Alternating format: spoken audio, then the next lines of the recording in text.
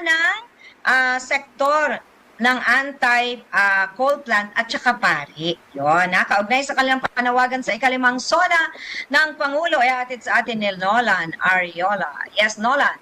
Ronda Veritas Report.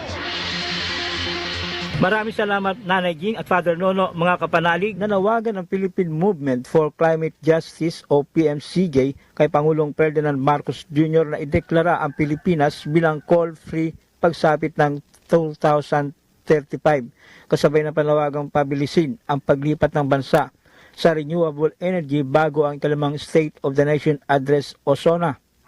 Sa isang media forum, hinimok ng PMCJ ang pamahalaan na kansilahin ang natitirang 4,676 megawatts na mga nakaplanong coal projects at ipatupad ang planado at makatarungang pag-phase out ng mga coal-fired power plant.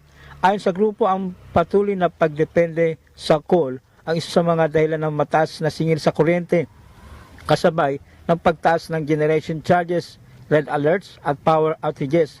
Iginit din nilang nagdudulot ang coal ng masamang epekto sa kalusugan, kabuhayan at kapaligiran ng mga komunidad na nakatira malapit sa mga planta.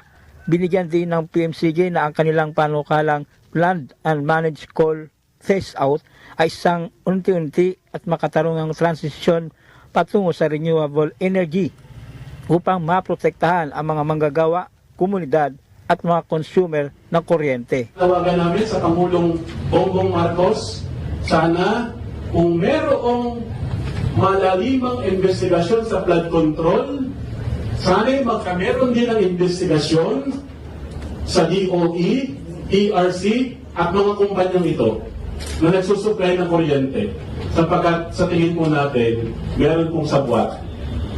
Kaya tayo may mga matataas na, imagine proud pa sila na we are the highest sa presyo ng kuryente dito sa ASEAN countries. Yan ang damdamin anawim ni Father Warren. Para sa Veritas 846 ang radyo ng simbahan. Ako ang inyong kapanalig, Nolan Ariola. Sumainyo ang katotohanan. Thank you, Nolan. Yes, Father. Meron Okay, po tayo. samantala, dumako naman po tayo kay Coy Hipolito.